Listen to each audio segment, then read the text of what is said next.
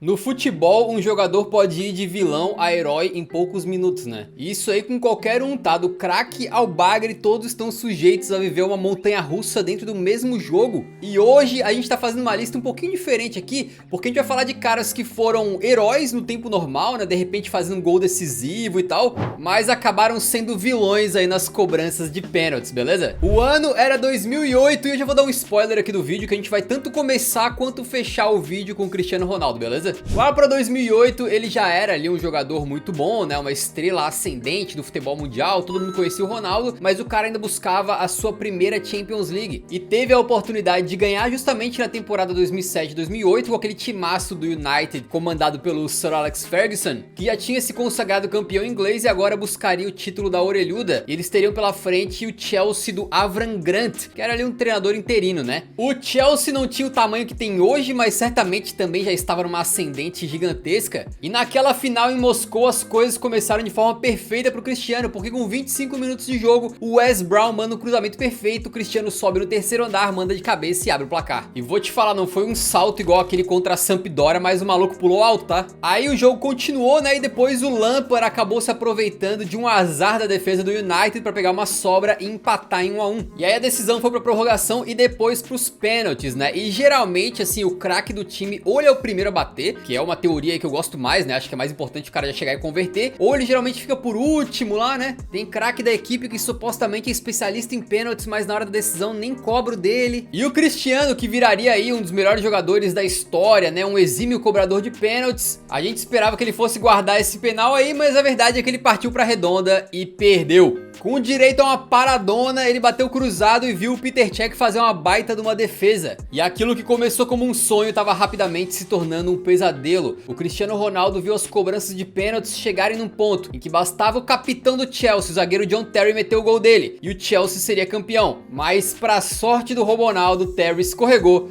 perdeu, depois o Anelka também perdeu. E o susto foi grande, mas o Manchester United foi campeão da Liga dos Campeões, mesmo com o Cristiano tendo perdido aquela penalidade, né? Agora imagina se o Terry não escorrega, o quanto que não teria ficado marcado o Cristiano por aquele pênalti perdido, né? Provavelmente seria um baque e ele próprio na época falou sobre o assunto. Eu não sei o que dizer, achei que perderíamos assim que errei o pênalti. Achei que seria o pior dia da minha vida, mas meus amigos acreditaram e vencemos, apesar do meu erro. Estou orgulhoso deles. Os pênaltis são loteria. Os pênaltis não são loteria, né? Mas o Cristiano vai voltar a fazer uma aparição nesse vídeo mais tarde. Porque de um craque português a gente passa para falar de um craque brasileiro, exatamente. E eu não estou falando de Ronaldinho Gaúcho ou Adriano Imperador, mas sim dele, o volante Jonatas. Ó, vai ter muita gente assistindo aí que não sabe quem é ele, tá? Mas é um camarada cria das categorias de base do Flamengo, que teve excelentes momentos pelo Flamengo lá na primeira década desse século. E na temporada 2006-2007 ele tava atuando pelo Espanhol da Espanha, tá? E aí foi jogar uma final de Copa da UEFA, aquela que você conhece hoje como Liga Europa, justamente contra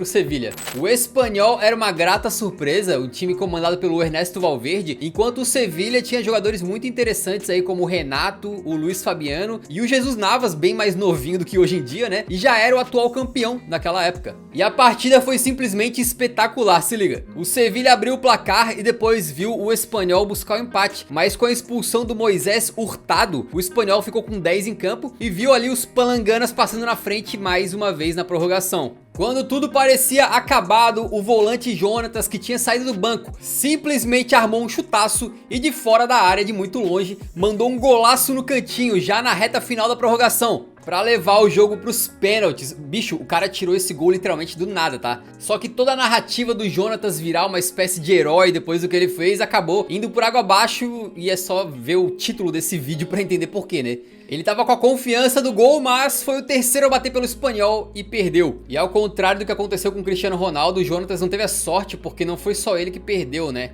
Os companheiros de Espanhol estavam completamente mal preparados, eles perderam 3 cobranças e assim o Sevilla foi campeão mais uma vez, no que foi o início dessa era aí de ouro do Sevilla na Liga Europa, né? E pô, o Jonatas não foi o principal culpado nem nada, mas certamente a história dele de herói acabou não sendo concretizada no final das contas. Por falar em heroísmo, seja um herói você também e contribua com o crescimento do Eurofut. É só deixar o like aqui no vídeo e também se inscrever no canal, que você entra pra nossa comunidade e ajuda muito o nosso trabalho, beleza? beleza? Estão cada vez mais cringes, né? Esses pedidos de like assim. Seja o herói, você também.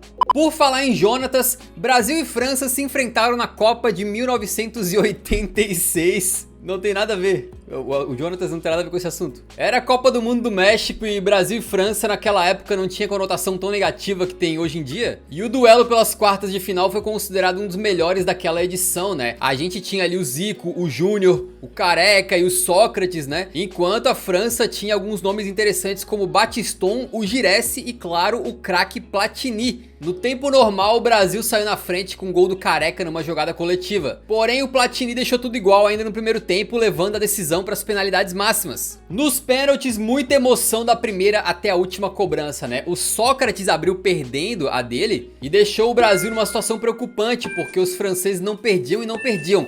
Até que chegou o momento do craque do time bater. Platini, que tinha sido herói no tempo normal, isolou a quarta cobrança, mandou, cara, tipo assim, na lua mesmo, né? E deixou tudo igual. O engraçado é que se a gente vê esse lance de novo, cara, ele pega muito mal na bola, tá ligado? Parecia um peladeiro batendo penal, só que de peladeiro ele não tinha nada, tá? Em 86 ele foi pra essa Copa do Mundo como atual trivencedor da bola de ouro, exatamente. A sorte do 10 francês foi que o zagueiro Júlio César também perdeu a dele logo depois. A França converteu a sua cobrança e acabou passando para as semifinais. Então o Platini marcou no tempo normal, perdeu nos pênaltis, mas assim como o Cristiano lá, né, acabou não sofrendo as consequências, digamos assim. E fica aqui uma cruel curiosidade: essa tinha sido a primeira e única vez que o Brasil tinha perdido cobranças de pênaltis aí numa Copa do Mundo, até que chegou a Copa de 2022 e o jogo contra a Croácia. Aí foi a segunda vez. E mais uma curiosidade: esse jogo aí teve meio que um caso trocado. Teve um jogador que foi vilão no tempo normal, que foi o Zico, perdendo uma penalidade, né, durante a partida, mas converteu o seu pênalti na disputa de pênaltis, né? De qualquer maneira, esse pênalti do Zico acabou marcando bastante aí a carreira dele. Ainda falando da Copa do Mundo, em 2018 na Rússia, a seleção da casa surpreendeu muita gente. Isso porque as pessoas não botavam fé, eles tinham muitos problemas no grupo, mas eliminaram a campeã mundial Espanha nas oitavas e nas quartas tinham pra frente a geração croata, com Rakitic, Modric e companhia. E mesmo sem ser favorita, a Rússia começou a partida querendo chocar ainda mais, porque abriu o placar com um golaço de Cheryshev. Depois esse golaço foi abafado por um gol de empate do Kramaric, só que na prorrogação o Vida marca o gol da virada croata. Mas a Rússia mostrou que não estava morta quando o brasileiro naturalizado russo Mário Fernandes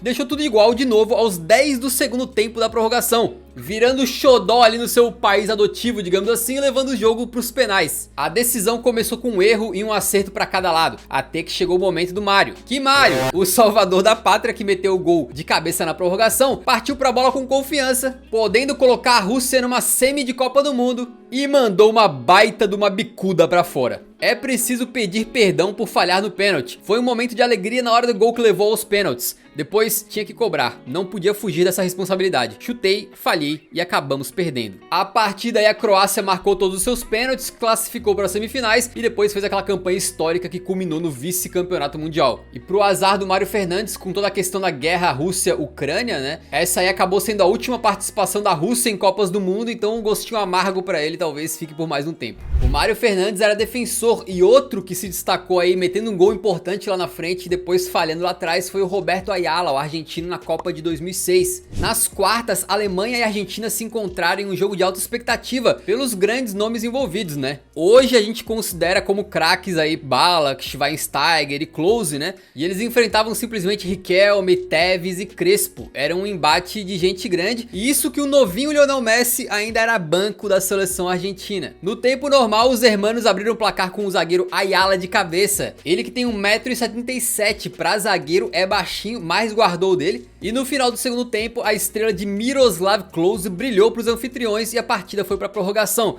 onde nada de mais importante aconteceu. E aí foi nas cobranças de pênaltis que veio o martírio do Ayala. Depois dos alemães acertarem as duas primeiras cobranças e o Júlio Cruz abrir a sequência dos argentinos com muita categoria, foi a vez do Ayala confirmar que estava num dia iluminado. Mas se você tá nesse vídeo, você sabe que não foi assim. O zagueiro errou sua cobrança, viu a Alemanha passar na frente, né, nos penais, e isso não mudou, porque com o erro do cambiaço, naquela época com cabelo, fez a jornada argentina em solo alemão chegar ao fim. Pobre Ayala, e o pior pior de tudo pra Argentina, né, é que isso aí meio que inaugurou uma freguesia monstruosa dos caras pra Alemanha em Copa do Mundo, porque vale lembrar, em 2010 eles tomam aquela taca, né, no mata-mata, e em 2014 eles perdem a final da Copa do Mundo justamente pra Alemanha com aquele gol do Götze. E de Copa do Mundo a gente vai agora falar um pouquinho de Eurocopa, porque em 2004 tivemos nas quartas de final um confronto aí entre Portugal e Inglaterra. Eram duas das favoritas para aquela competição, né? Os Tugas com Deco, Figo e o jovem Cristiano contra Lampard, Gerrard, Beckham, Rooney, Michael Owen, todos os craques ali do Winning Eleven das antigas, né?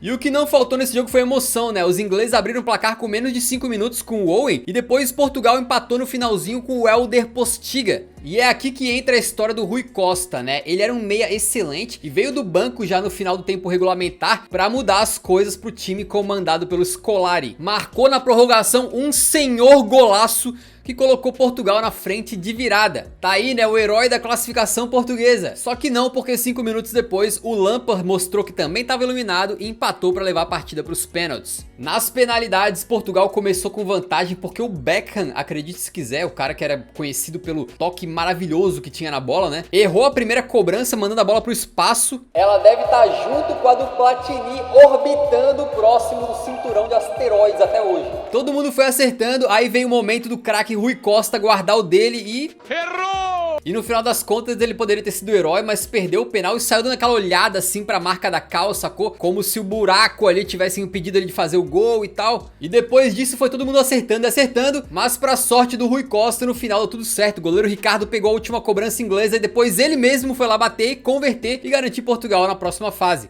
Então o Rui Costa quase foi o herói, quase foi o vilão, mas no final das contas deu tudo certo. Mas agora como terminou essa Eurocopa pra Portugal, eu vou deixar quieto aí pra não incomodar nossos amigos tugas, tá? Ainda falando em Eurocopa, tivemos em 2016 um duelo equilibrado entre duas das principais seleções do planeta. A Alemanha e Itália se encontraram nas quartas da Euro 2016, com os atuais campeões mundiais querendo despachar os italianos, que passavam por um processo de transição no seu elenco pesado. Essa Itália aí é complicada porque uma seleção que já teve Gattuso, Pirlo, De Rossi e tal, agora tinha Sturaro, Giaccherini e Parolo. Com todo respeito, mas provavelmente do meio pra frente essa foi uma das piores seleções da Itália que já jogou uma grande competição, né? No meio de tantas caras diferentes, havia um jogador italiano que queria se tornar um personagem importante desse duelo, Leonardo Bonucci. No segundo tempo, o Ozil abriu o placar pra Alemanha e aos 35 o Bonutão deixou tudo igual de pênalti, né? Ainda meio que com uma paradinha. Com um detalhe, essa aí foi a primeira vez que o Bonucci bateu um pênalti no tempo normal de um jogo, mas vocês já sabem onde é que isso aqui vai parar, né? Com um empate 1 a 1, a decisão foi sem surpresa nenhuma pra quem tá vendo esse vídeo, né, pros pênaltis. E aí tudo tava extremamente equilibrado, com os dois times alternando ali erros e acertos, até que chegou na última cobrança das 5 primeiras. Tava tudo igual e o Bonucci, que foi pra bola, tinha a chance de colocar aquela pressão monstruosa pra cima dos alemães. Porém, como nada se explica no futebol, o zagueiro, que era o cobrador oficial da equipe, acabou errando. Sorte dele que o Schweinsteiger também errou depois e as penalidades continuaram. Mas se for parar pra pensar, se o Bonucci tivesse feito aí o seu penal, né, o Bastian teria perdido e a Itália se classificava, né? Mas no final das contas, a Alemanha acabou avançando. Se o Bonucci tivesse feito, provavelmente não estaremos falando dessa tragédia italiana, e talvez se eles tivessem avançado, teriam ido com mais gás aí pra classificar pra Copa do Mundo de 2018. Não, mas nem com muito gás eles classificariam. Pô, olha o elenco. Não, bota o elenco na tela de novo. Olha esse time da Itália do meio pra frente, meu amigo. Que coisa horrorosa!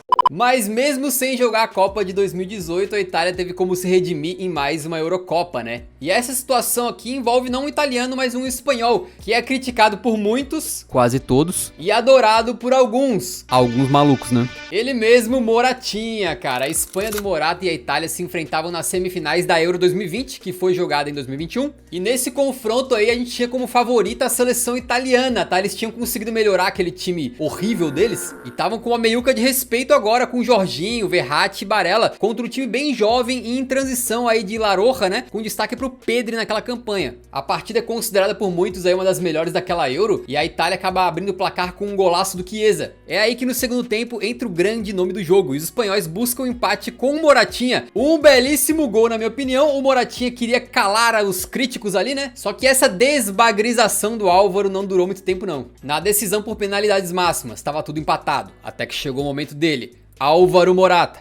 Era a quarta cobrança e o espírito artilheiro dele foi embora. Ele bateu fraquinho pro Donnarumma pegar. E aí depois o Jorginho mandou aquela sua cobrança gelada com o goleiro de um lado e bola do outro, para a Itália avançar para a final e eventualmente acabando campeã do torneio. Não foi dessa vez que o Morata calou os haters, mas ó, em defesa do Morata, depois teve a Copa do Mundo de 2022. Onde é que tava a Itália? Vendo pela TV. Onde é que tava o Morata? Entrando e metendo gol. Meteu 3 na Copa, tá? E eu falei pra vocês que a gente começaria o vídeo com o Cristiano e terminaria com o Ronaldo, né? Então, vamos lá. Dessa vez as coisas aconteceram de uma maneira extremamente dolorosa pro nosso CR7 e justo na competição que ele tanto amava, né? Na Champions de 2011-12, Real Madrid e Bayern se encontraram nas semifinais, num confronto de muita expectativa por se tratar de dois timaços, né? De um lado, os merengues queriam muito a 10ª na época, enquanto os alemães queriam ser campeões em casa, já que a decisão seria em Munique. Na ida na Alemanha, 2-1 pro Bayern, e na volta o Real devolveu o placar com o Cristiano Ronaldo fazendo logo os 2 gols da equipe espanhola, sendo o primeiro inclusive de pênalti, né? Levando o jogo pra prorrogação e depois pras alternadas. A Alaba marcou pro Bayern e aí o Robozão chamou a responsa e foi o primeiro a ir pra bola. O homem que depois paparia a Champions League, que era bom metendo gol de pênalti e que já tinha feito um doblete no tempo regulamentar. O que poderia dar errado? CR7 partiu, bateu e parou em Manuel Neuer. E aquilo ali de certa forma parece que derrubou o Real Madrid mentalmente. Talvez porque os caras viram tipo o principal batedor errando logo de cara, né? E depois as lendas Kaká e Sérgio Ramos também erraram as suas cobranças. E o Real Madrid foi eliminado. Um tempo depois, o Mourinho chegou a alfinetar o Cristiano Ronaldo por causa disso, tá? Perder uma semifinal por pênaltis, quando o teu melhor jogador, teu melhor batedor de pênaltis, o jogador em quem você deposita toda a sua confiança e o qual você escolhe pra bater primeiro, chega a marca do pênalti e falha, é uma frustração que permanece. Só que vamos combinar, o Cristiano Ronaldo não deve nem lembrar desse dia aí. O cara não tá nem aí. Ele tem 5 orelhudas no currículo, amigo. 5! Com fraturas! Cara, por que esse tema foi bacana, velho? Porque ele meio que acaba englobando o que é o futebol na sua essência, né? Uma mistura de emoções, geralmente. Tipo, no mesmo jogo você tem aquele entusiasmo, aquela loucura de meter um gol e salvar o seu time. E aí depois perde um penal e parece que você foi literalmente do paraíso ao inferno, né? E essa aí é uma das mágicas desse esporte, né? Se você curtiu esse vídeo, deixa o like antes de sair, ajuda muito o nosso trabalho. Nos vemos no próximo, então, um grande abraço, falou!